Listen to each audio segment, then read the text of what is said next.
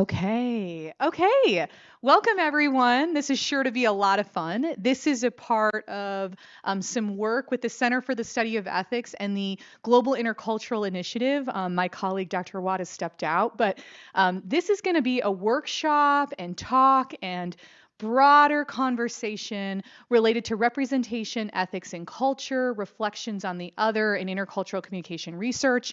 My colleagues here are coming from USU, just right up the road. This is Dr. Sidi Becar Meyara. And my other colleague here is coming from the U. This is Dr. Leandrda Hernandez. They are also two of my really good friends. I really respect their work and their thinking. I think you're in for a real treat today. This is going to be a lot of fun. So please ask questions, please engage. Really, this time is for all of you. So with all of that, I will let Sidi get started. Hey, good morning, everyone. Thank you all for coming.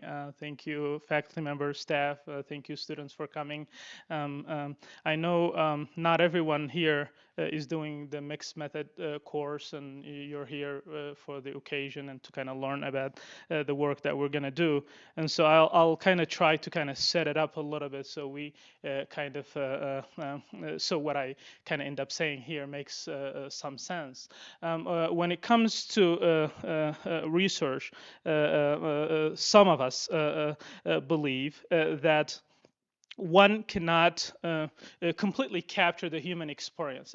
If I were to kind of try and go and study a culture, I can't just go there and learn about it and assume that everything I know about it is true for everybody in that culture, let alone say that it's true for everybody else in the larger region. So, for example, those of us of this orientation, and I won't bother you of the different camps, but those of us of this orientation believe that if I were to go and kind of study, the dating culture at UVU, I can't pretend that what I learn about that culture is true for USU or is true for BYU. Why? Because culture is dynamic, and in any setting, individuals kind of make and remake their culture. It kind of changes, and because it changes, one cannot really capture it for what it is. And so that's kind of the orientation that I come from. I talk about that because the question of kind of talking about others, going and studying others and kind of writing about them was very important to post-colonial scholars, and I kind of belong to that tradition. Post-colonial scholars were very interested in writing about others and kind of being faithful to their experiences, because sometimes when we go and write about others, we kind of assume that we know that what we find is true for all of them, and that what's true about them today is true for them tomorrow. And they find that to be problematic, this kind of was very important to them, for us to kind of highlight the danger of kind of first representing others, because you run the risk of misrepresenting them, the danger of kind of assuming that what you know about them is true for them now and true for them always. And I wanted to talk about this today because when it comes to intercultural ethics,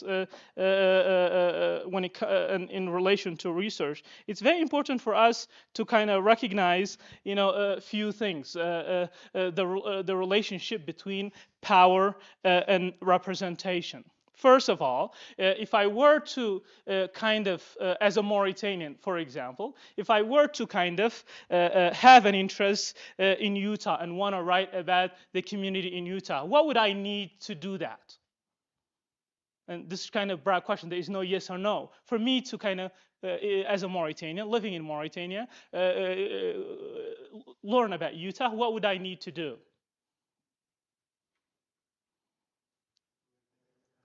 Yeah, go there. What else? What's what's that? Talk to some Utahns. What else? Again, there is no right or wrong. I need to kind of live there, talk to some Utahns. What else?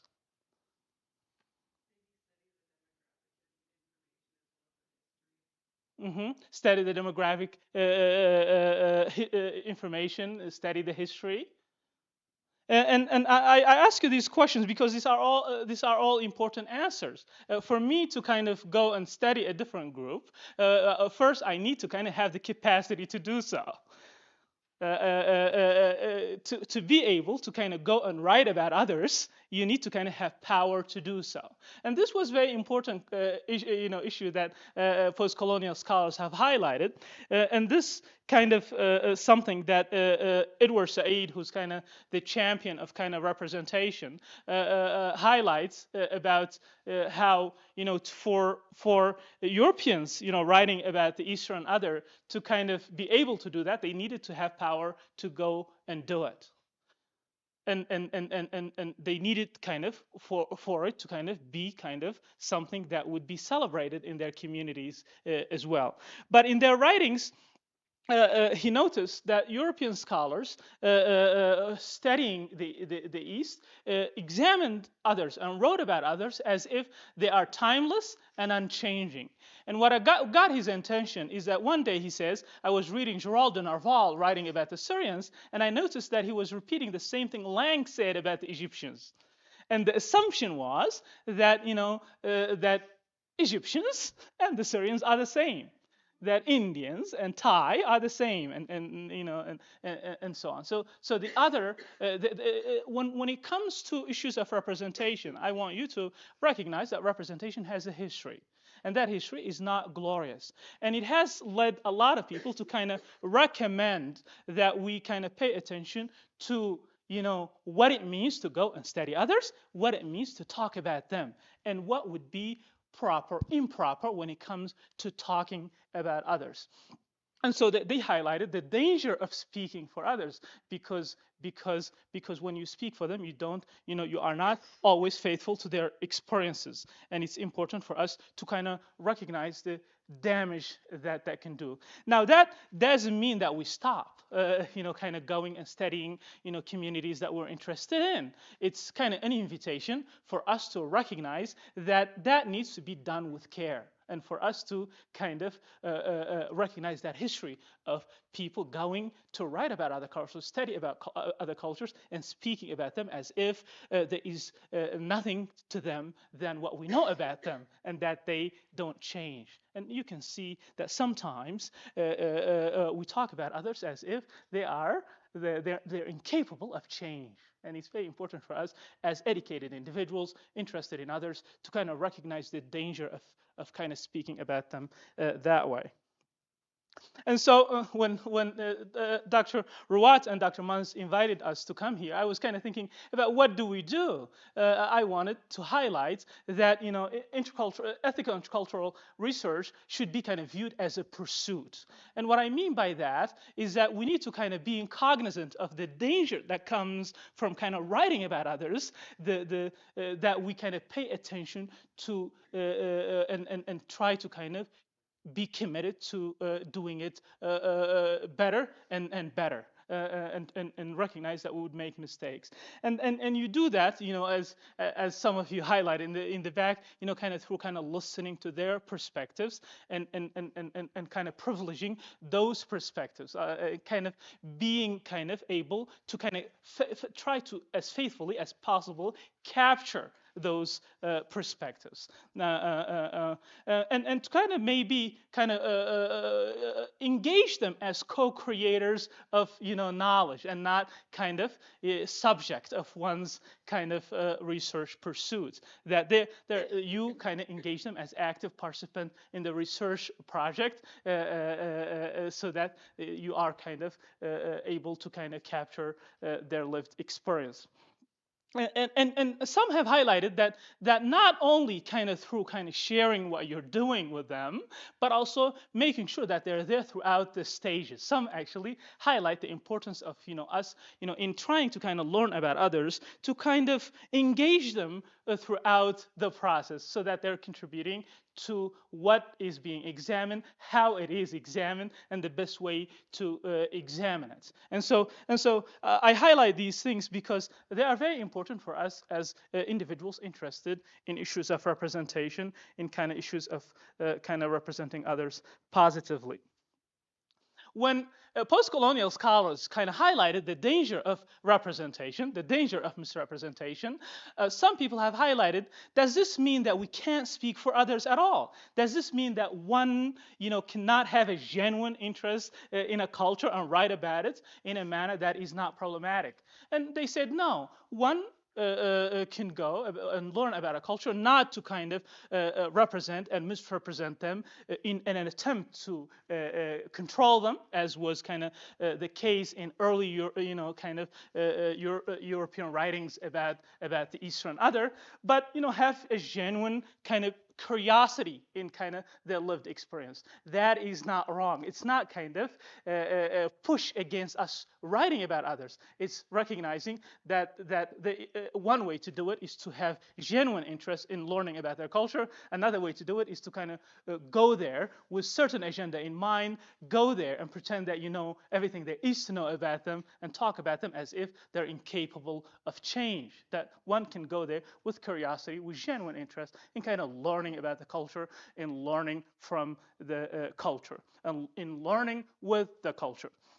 And also, I wanted to kind of highlight that the goal here is not to kind of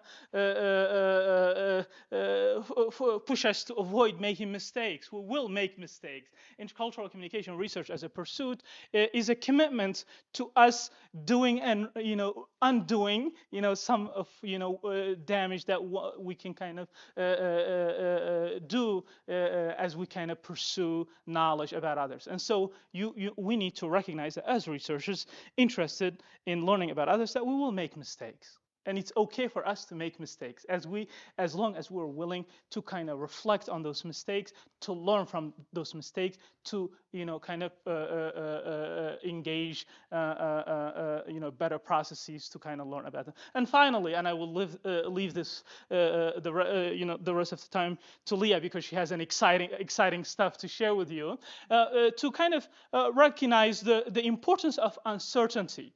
Many actually communication scholars have highlighted that an ethical person is uncertain.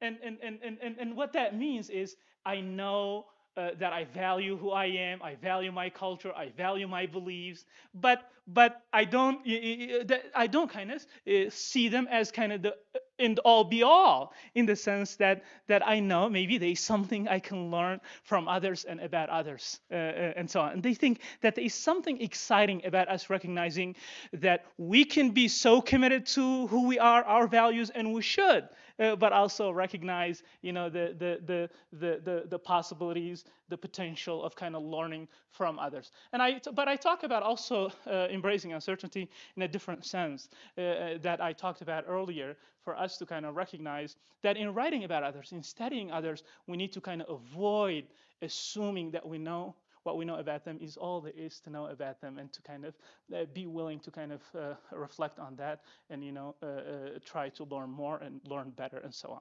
Okay? Thank you, guys.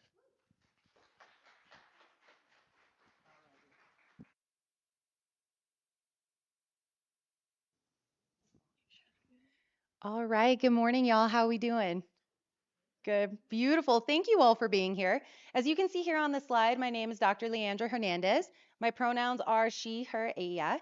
I'm an associate professor and director of graduate studies in the Department of Communication just up the road at the University of Utah. So what that means is as you're here working through your bachelor's degree, if you're thinking, I might want to go to graduate school someday, you have fabulous mentors, Dr. Munns and Dr. Rawat, who can help you understand that process. You can also directly email me if you're interested in our program there. I'd be happy to chat with you. So Dr. Sidi, thank you, by the way. Dr. Sidi provided a beautiful kind of theoretical grounding and orientation for the case study that we are going to dig into today, which I've titled Media Ethics Reflections on Culture and Gender Violence in the podcast Forgotten Women of Juarez. So as we're engaging with notions of representation, intercultural ethics, how we think about the other, and also how we think about being an insider and an outsider of communities that we belong to.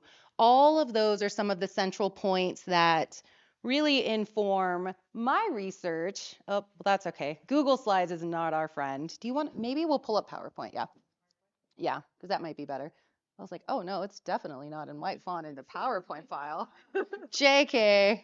Just kidding. What would our public speaking for parents think of that? There we go. Perfect. Okay, so first I'll tell you just a little bit about the actual podcast, Forgotten, heretofore referred as Forgotten. Then we'll talk a little bit about true crime, media ethics, and feminicidios, or gender violence. And then, before I tell you about the study that I'm doing and the preliminary analysis that I've done on the podcast transcripts for Forgotten, we are going to engage in a very short sort of drive-by analysis where you all are going to get into small groups, look at the podcast transcript, and then y'all are going to tell me what themes y'all are finding in the data. Then we'll get back together, we'll chat, and we'll see how aligned or maybe how different we are with our findings, which will be really fun either way. Okay, so let's chat about the podcast. Forgotten Women of Juarez came out recently. It only has one season with about 10 episodes and a few bonus episodes. But what it does is it tells the story of feminicides at the El Paso Ciudad Juarez border in Texas. Now, as an insider outsider, as we're thinking about ethics and representation, I myself am a Mexican American woman born and raised in Texas. My family has lived in border towns for generations, even before Texas was part of the United States, actually back when it was still Mexico. So the idea of border crossings, border violence, border culture has been something that wasn't just personal for me and is personal for me, but it's also political as well, particularly when thinking about the vast numbers of women who have been murdered in these spaces and also the women who are desaparecidas or disappeared. So, for those of you who may not be familiar with border history or border cultures, the reason that this is such a pressing topic is because ever since the 90s, large numbers of women, like I said, have been murdered or disappeared. And this isn't just at the border, this is also in multiple other spaces near the border, both in Texas and in Mexico. So, some of the causes for this violence include the passing of NAFTA, free trade agreements, the crossing of women laborers back and forth over the border. So, usually women who lived in Ciudad Juarez who would travel up to El Paso to work, travel back home, and then go missing, never to be heard of or seen again. Now, the other historical point to think about here is that oftentimes women worked in maquiladoras or factories where they were treated as low class, working class laborers with no rights. So, something that Dr. Munz and I have talked about quite a bit in our research and in our shared teachings of intercultural communication is the way in which certain like government policies and structures and then cultural policies have led to this sort of violence. So, when I say feminicide or feminicidio in Spanish, this is the larger sort of category that's dealing with violence against women in these spaces. And even though this dynamic really started in the 1990s and has grown in numbers, not just in this border space, but throughout Latin America, it's really pressing because the numbers keep increasing, right? Sometimes they stabilize a bit, but the moral of the story is I've spent most, if not all of my career trying to convince individuals in the communication discipline that violence against women is both a journalism, media representation, intercultural ethics problem, and a global public health problem. Because if 1 in 3 women has been subjected to gender violence in their lifetime, that is absolutely atrocious. But when you think about that on the global grand scale of things, it's very sobering, which is why, like I said, this topic is both personal and political for me. As you'll see here on the right side, this is one of the sort of like monuments or representations of community remembrance for victims of femicide. And something else that Dr. Munz and I have talked about quite a bit in our research is that when we're thinking about the intercultural other, we don't just want to overdetermine women in these spaces as always victims or always subjected to violence, particularly because for every instance of violence that happens here, there is a monument, there is a mural, there is an activist sort of effort or organizing protest, not just to remember the women who are missing, but also to seek justice for their violence. So, Forgotten as a podcast is run by these two fantastic humans, Oz Woloshin and Monica Uribe. And as we keep thinking about the insider outsider ethic or dynamic, let me ask you this. How many of y'all listen to at least one podcast? Okay, cool. The podcast that y'all listen to, are the podcast hosts journalists or are they folks who might be citizen journalists or do you have no idea? You just like listening to what they talk about? The third one, you have no idea? I love it. I'm here for it. Other thoughts? Yeah, so a citizen journalist, right? Maybe someone who isn't formally trained with a bachelor's degree or something along those lines, but kind of gets into the community and tells the stories anyways, right? Picks up the mantle. Other thoughts? Are y'all like, I don't know, maybe I'll go Google and check, right? So the reason I bring this up is because I used to work in journalism myself, broadcast journalism, many moons ago before I got into academia.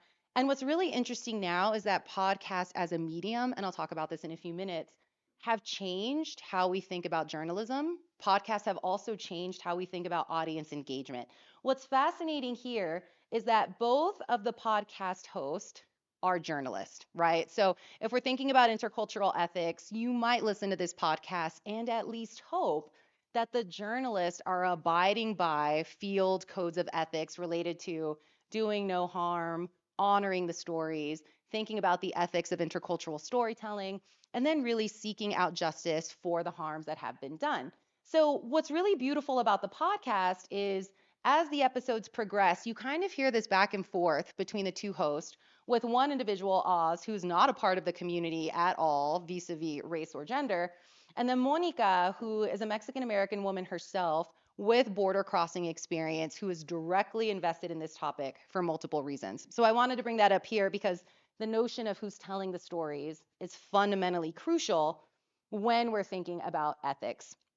So, another thing that's different about this podcast is that they really do have a social justice spin, which is very different from very traditional, more popular podcasts that talk about violence for the sake of gore or sensationalism.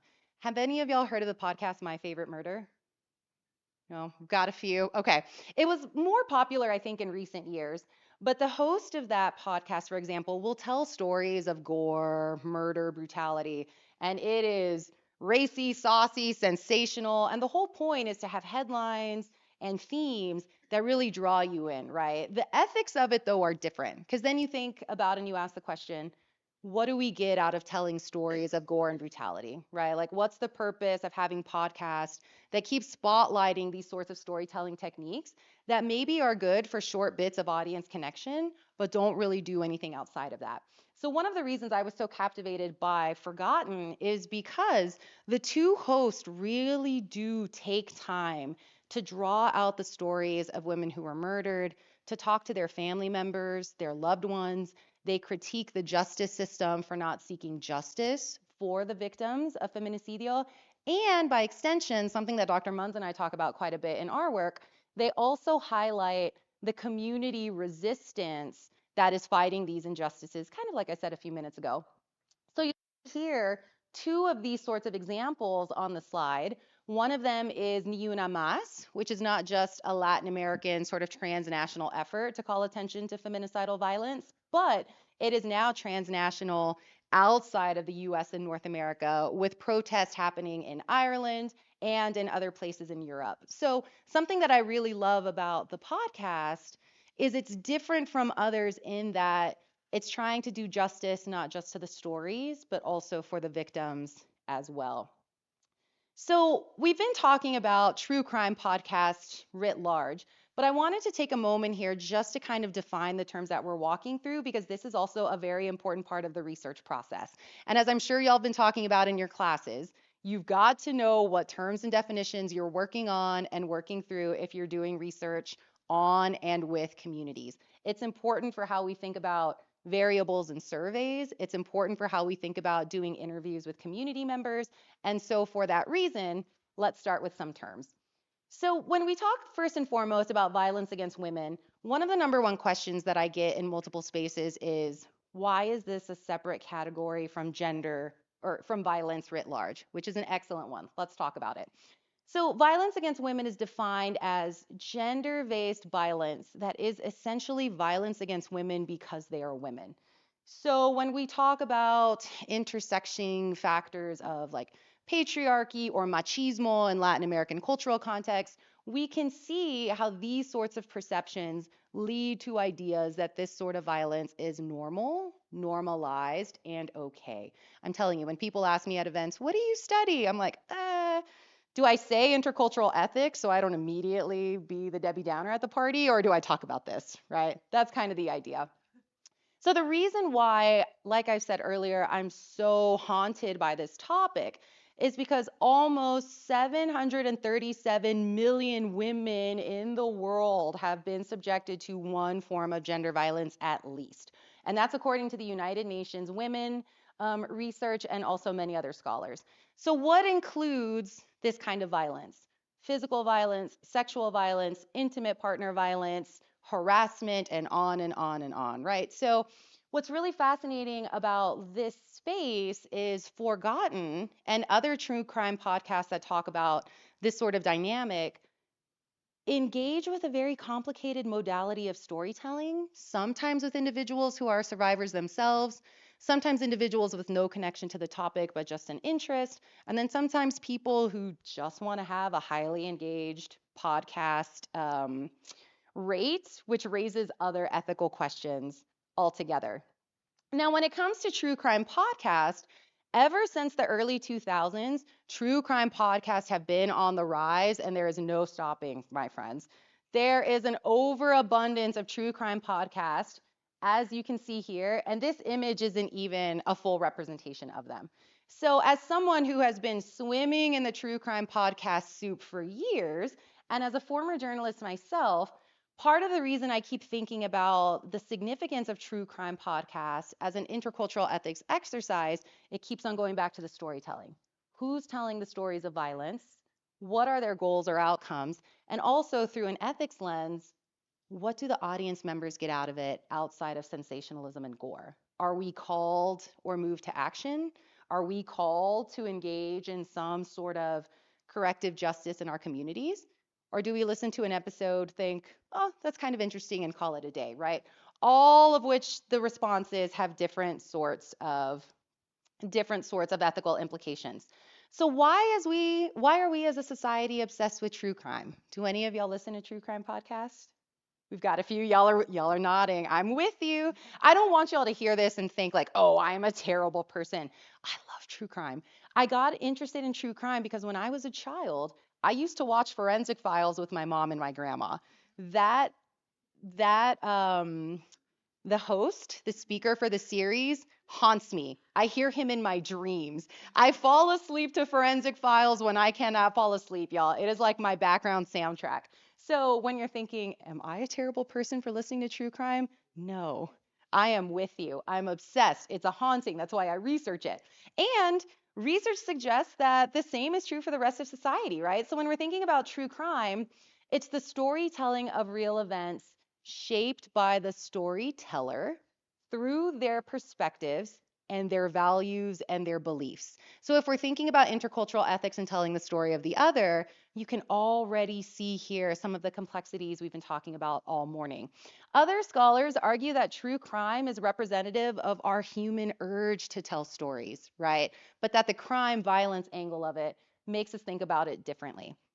And another concept I wanted to leave you all with here is the violence normality paradox, because Seltzer notes that in true crime focused on gender violence, it becomes normal and normalized, right? Which then, if we're thinking about intercultural ethics, leads to potential outcomes of desensitization, detachment from the stories, and other things. In other words, true crime represents violence as both omnipresent and abnormally normal. And if you take nothing else away from this, think about true crime as abnormally normal and what that means for us. So when we think about ethics, these are some of the general sorts of ethical concepts that I use in my own scholarship when I'm thinking about true crime podcasts, not just as a consumer, but also a former journalist and a researcher. So I've put them generally into two categories here, but I think we could also mix and match and play with it as well. So, historically speaking, There has been a representational imbalance of the types of stories told, especially when we're thinking about race and gender and other identity categories. Do y'all remember the Gabby Petito case? Oh, yeah, exactly, right? And especially for being in Utah, naturally that story galvanized our headlines and galvanized the podcast for a while. Other scholars, though, have said, hey, missing murdered Indigenous women and women of color have been murdered or disappeared at abnormally high rates over the last few years, but we don't really hear those stories in the same way. Why is that, right? There are also questions about objectivity and subjectivity. What's the purpose of the genre? Like, do you need to be a survivor of gender violence to tell these stories? No. But if you're not, what does that mean for how we think about ethics and our connection to the other? And it also raises questions about a perceived moral compass. I think I'm less interested in this because I would never impose moral judgments on y'all. But I do get people ask me when I talk about this in other spaces, like, are we morally ambiguous because we like true crime? I'm like, no, no, no, no, no. That's an oversimplified way to think about it. But again, it does raise questions for how we think about narrative involvement or our entertainment and connection to the story and our audience consciousness. This is what I'm obsessed with. How do we engage in ethical sense making processes while we're thinking about podcasts? And by extension, what do we do with it? And this raises the question here, y'all. This is the big ethical haunting, moral witnessing, okay? Witnessing is an ethics, a media ethics and a journalism ethics concept that was rooted within the ways in which individuals told stories about the Holocaust, okay? So we're thinking about how individuals bear witness to real grave horrors and injustices. Historically, witnessing was understood as someone being there, right? Like if you're a journalist at a war scene, a crime scene, or maybe even someone in a genocidal space, and you're reporting on that, they were there to provide firsthand reporting of the situation. So individuals, journalists, et cetera, are bearing witness to an atrocious act for other audiences or other individuals. So the notion of being there not only bolstered the journalist and their news credibility and led authenticity to the reporting, but then it also kind of distances the storytelling one more degree, right?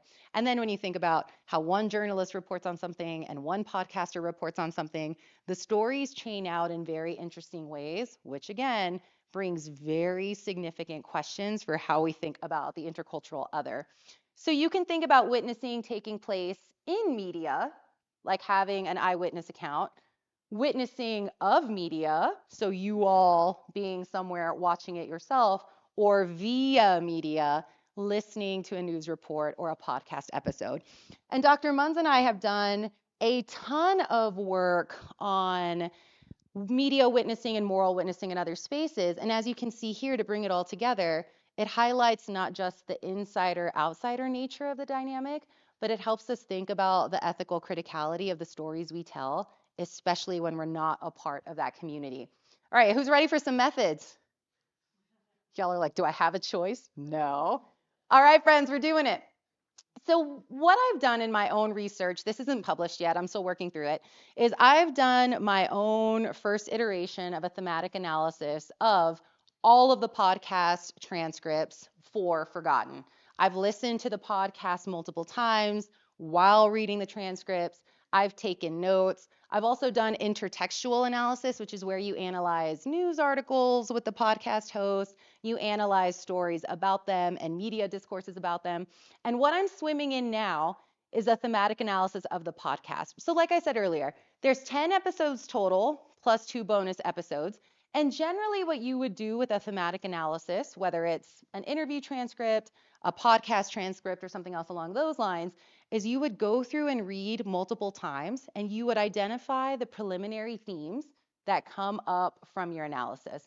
Usually they're related to a research question of some sort. So if we wanted to start here with a research question, we could literally ask, how does Forgotten Women of Juarez frame gender violence and culture, right? It's a pretty good place to start. And then with those concepts in mind, you would read the transcripts through and you would listen to the podcast, and then you would see where those instances come up and then what the transcripts are telling us. And then once you identify a preliminary coding scheme, then what you would do is collapse those codes usually into like 3 or 4 categories, right? And then that gives us a snapshot of what the data is telling us about your research question and any given phenomenon. Now, the one that I have used in my own study is called A Critical Feminist Thematic Analysis by Brandy Lawless and Yawen Chen, that identifies not just the patterns in the data, but also larger questions related to power and ideology. And that makes sense here because if you're thinking about gender violence related to these structures, then this sort of thematic analysis is attuned to that. So this, again, if this were like a semester long course, we would be doing this with all the podcast episodes over multiple weeks. But since it's not, we're going to get down in the data for like 20 minutes, see what we find, and then we're going to get back together and just chat about what y'all are seeing. And then we're going to see what y'all are finding relatively compared to what my findings are. So it's going to be a lot of fun. So what we have for you are QR codes. If you scan it, it should take you to the Google Doc with one of the episodes.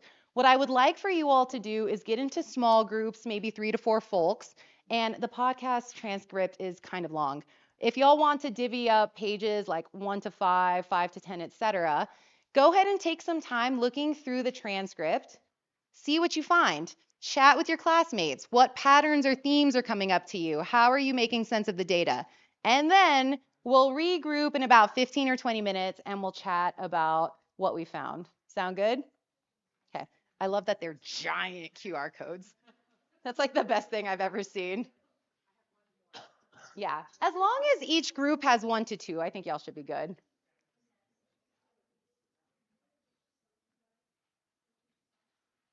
Cool. Let's look for patterns. Let's look for themes. Yeah, group up. I said 3 to 4, but if y'all have more, that's okay.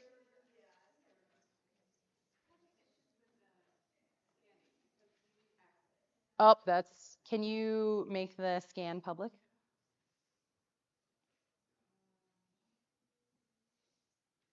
Play the Jeopardy song. Shows you how old I am. No, it's hold on. Let me think how to do this. Too much pressure. We have to think we just need We're one working on it, second. friends. Make it public. Oh, here, let me see if I could do it. Technology. Oh, It might be mine. I'm no. Oh, I'll can find you it. do it? Yeah, let me see. I can also. Yeah, but Hold on. Yeah, I might have to edit it on my end. Let me find it, Steve. Yeah.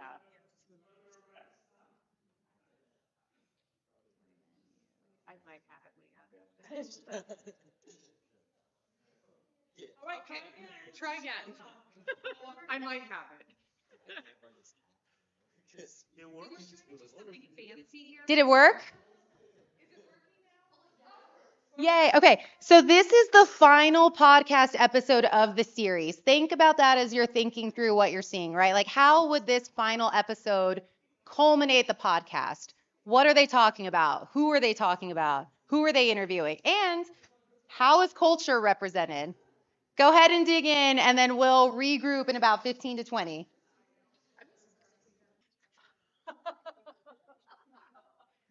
Horrible. All right, friends, let's bring it back. What were some of the themes that were coming up related to crime, culture, gender, all the things? What did y'all chat about? Yeah, yeah, yeah, absolutely. Thank you. And that's critically important here too, because that's one of the like main factors that distinguishes this podcast series from others. Usually, y'all, I'm sorry I have to say this, but it's part of the thing. Like usually other podcasts will be like, "Oh, this woman was dismembered and they found an arm like in a ditch somewhere, blah blah blah." I know, I'm telling y'all I'm real fun at parties, sorry. But like in this, even in just this podcast alone, you can see that they're not really talking about the brutal details of what happened to the women who were murdered, but instead they're thinking more about the structural levels, which also goes back to some of the points we talked about earlier through a feminist thematic analysis, right? It's not just the micro level sorts of factors that are happening, it's also the macro level ones that are contributing to the situation at hand. Yes, thank you. Other thoughts? And even if y'all didn't really have themes, but maybe y'all had questions or other thoughts, we can talk about those too for sure. Yes. They talked about this sort of happening in waves, and I was wondering if they explore. Oh, sorry. Could you hear me? Should I repeat what I said? Oh, yeah, yeah, no, I can hear you. Yeah. Okay. Yeah, they talked about it happening in waves, and I was wondering if they explore like why exactly it seems to be that there's like an increase of this sort of violence and then, it backs off a little and then an increase again. Yeah, great question. And great identification too, because like in our older, boring spaces, like we would say that's a notion of temporality, right? Like how we think about time and violence and the waves that occur. Earlier in the podcast, like they talk about the first wave in the 90s and then they dig into some of the stories in the next episode. They zoom back out to talk about the next wave, which is really rooted in like American foreign intervention in politics as it impacts what happens in Mexico. So then they dive into that. Then they zoom back in, talk about a few stories, do interviews with family members. So there's an important narrative pacing here that goes on as well. And as you're thinking about doing the analysis, you might ask yourself, is that an analytical point? Is that a part of the context? Like, where do I put it in the research paper, right? Like, is it something that we use to talk about context in the literature review, or is it a finding that we see that we talk about in the analysis? So I don't have the answer to that, but I love that you brought it up because I think it also highlights another part of the research process where you're just trying to think about how it all works together, right? Yeah, great point. Thank you. Other thoughts? We have time for maybe one or two more before we open it up for Q&A with Dr. Sidi as well.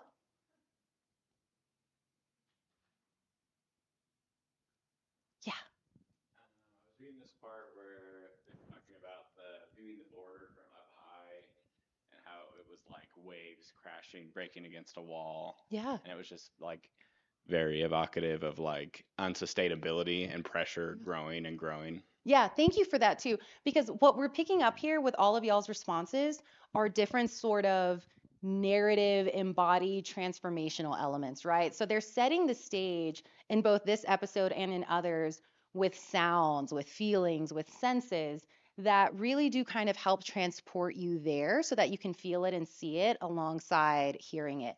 And they do such a beautiful job too, just to give you an FYI in the first episode and in the second episode, because they kind of talk about how Uribe is going back and forth across the border to do the storytelling. You hear the honking, you hear the city sounds, and her voice is kind of juxtaposed over it while Woloshin's voice then comes in. And I was just talking to Dr. Wawad about this, where she's like, well, I don't really want to listen to it. I want to be able to read it. So there's also something to be said about the modality of the medium, your ability to engage with it, and how if you're listening to it, that kind of transports you there. So again, right, it's like, is that a theme that comes out of the analysis? Is it something you talk about in the context? How do you negotiate it? But either way, you've picked up that it's a very important part of the larger sort of ecosystem we're dealing with. Yeah, excellent. Thank you. Other thoughts? Do y'all want to see what my preliminary analysis looked like?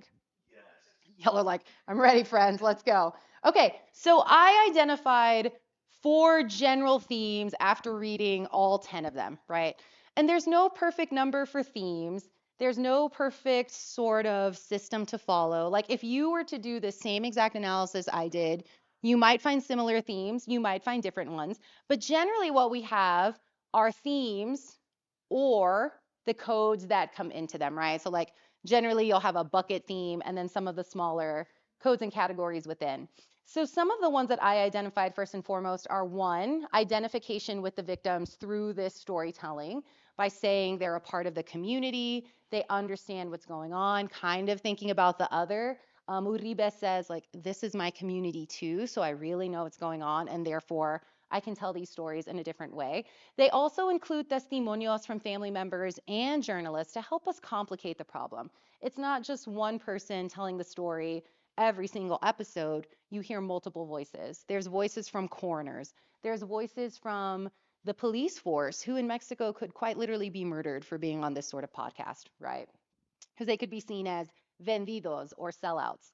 Another important part, too, if we're thinking about the ethics of intercultural storytelling, is the humanization of the victims.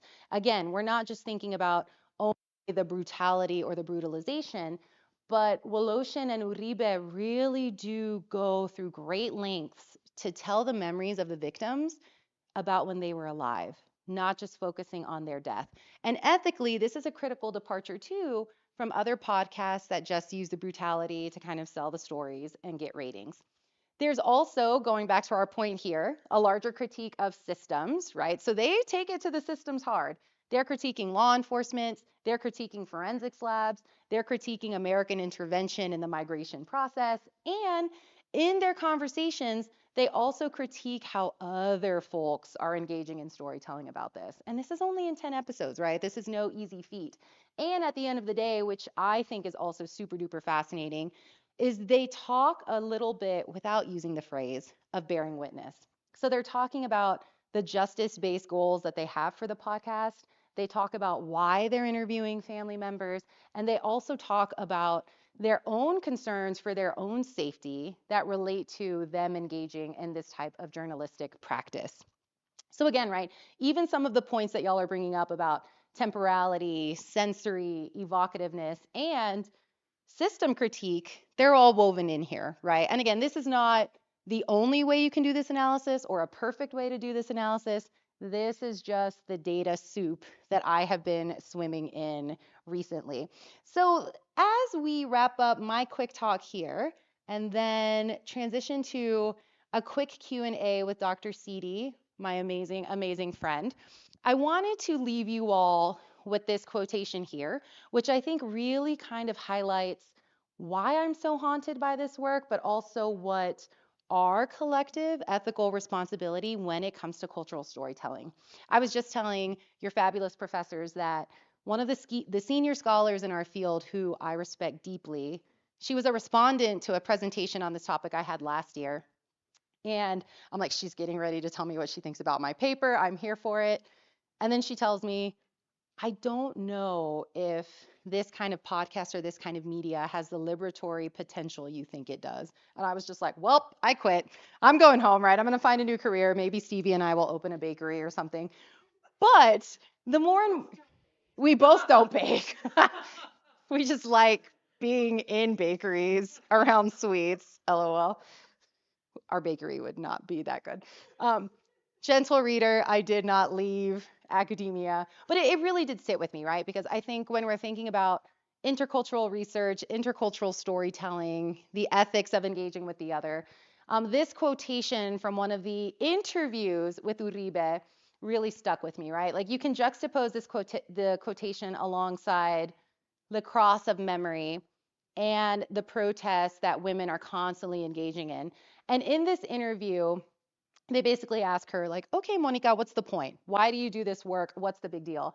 And she says, I don't want American listeners to take it in and be like, oh, that's terrible for Mexico. Throw in the towel. Good luck solving those murders and good luck getting your shit together. However, she says, it may feel more remote, like it's happening somewhere else, but it is American policies and American consumption habits that are directly tied to what's happening to Juarez. And these last two sentences are what I want to leave you with here. I'd like us to see that these women are not somebody else's problem. We need to care about their vulnerability and what can happen to them. So this is essentially like a communal ethic of care, right? That highlights not just the necessity of ethical intercultural storytelling, but also the necessity of bearing witness so that audiences like us can take something from these types of media outside of just listening to one episode and saying, oh, not my problem, on with my day. Q&A with Dr. Sidi? Let's do it. Oh, you don't have to clap. It's fine. I'll come. Come on up, Dr. Sidi. Okay.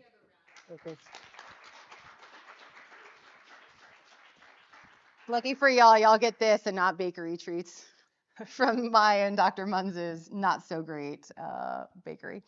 Thoughts, questions about media, intercultural storytelling, intercultural ethics? The world is our oyster, friends.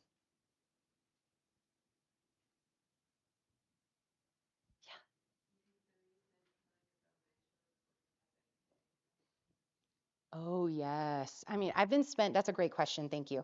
I've been spending so much time thinking about this, not just because of what it tells us about criminal justice systems and the intertwined nature of all of these factors, but also because history and research tells us time and time again that when you have these critical moments happening in countries faced with this sort of violence, the journalists, the storytellers, the community members are oftentimes the one who are hit hardest and fastest. So, for example, in another research project I'm working on, I've been tracing one of my favorite journalists in Mexico. Her name's Frida Guerrera, which is a pen name, right? Like Frida for Frida Kahlo and then Guerrera for warrior. And she was a more traditional journalist who then became a freelance journalist. But when people ask her, why do you do freelance work? She says, because my commitment is to my community and the women who are murdered. So if you look her up on YouTube, you'll see interviews with her where she tells cartel members and other journalists and police force members, like, if you want to kill me, come kill me. You're going to have to kill me before I stop telling the stories, right? And that has really sat with me and stuck with me because I think about like how many journalists have this very strong commitment to the cause and to intercultural ethical storytelling, so much so that they're willing to put their life on the line.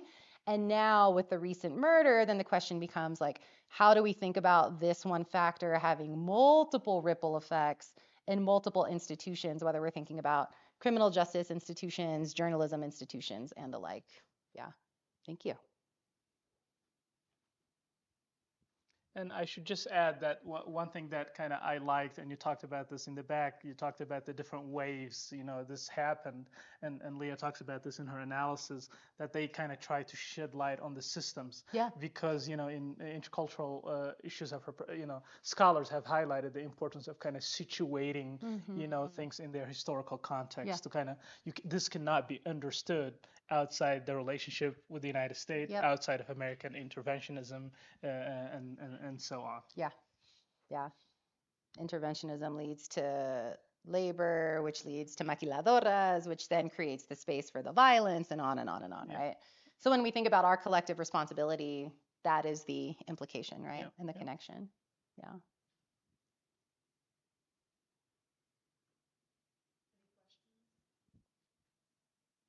I do have one, I think, Sidi, that you talked about other than as we wrap it up, and we have a few minutes left. And it's a big question, so there might not be a good answer. We can wrap up in this. But you mentioned how it's not about like, oh, we can't study the other. Mm-hmm. It's about having those mindfulness, being okay to make mistakes and correcting them as we go. I think as students who are understanding research now, some of us who may have done it as maybe local journalists or other factors, what do we recommend them to think through? Because sometimes when we talk about the other, we talk about research more in the biases. So we limit the study other just the concept of understanding the localism. What do you do to reduce the biases? And especially when you have this like very intense weakness morally, what that other is doing is incorrect. Mm. As we get to that, right? Like, what do we do at that point? Or do we think that the situation needs to be how do you do that? I think that's an excellent question. I think that one cannot completely bracket their experience. You can't completely, as Heidegger highlights, look at a window and not see a window. Yeah. And when you look at a window, you'll see a window. That your baggage will kind of influence how you see things. And I think, this may be cliche, but the most important thing is to kind of be aware of that. One cannot completely kind of guard against bias, but being aware of how their own lived experience impact how they view others, how they talk about others, how they kind of make sense of others is an important starting point. And that's why I think of it as a pursuit, because it's an ongoing process. It's a process of learning. It's a process of unlearning. Some of the kind of preconceived ideas that we have about them as well. And so that's, I think, an important orientation to it. And I say that we this is not an invitation for us to stop. It's important for us to recognize that this is not, it doesn't mean that we shouldn't try and kind of understand different experiences. It's important for us to recognize where we come from and how, our own kind of social location impacts how we see the world, and be cognizant of that, and kind of try to kind of guard against the impact it has on how we see others and talk about them. I talk to students about this in the intercultural communication class, how we are, kind of all a byproduct of our cultures, of our past, and how we need to kind of sift through it, as Gramsci highlights, to kind of come to conclusions about why are we the way we are, why do we see the world the way we do, and so on. And that, to some, that's actually why we're here. Yeah. Yeah. Oh, we've got one more question. Yeah. Sure. Yeah. It's like the origins, like the center of it all. Yeah.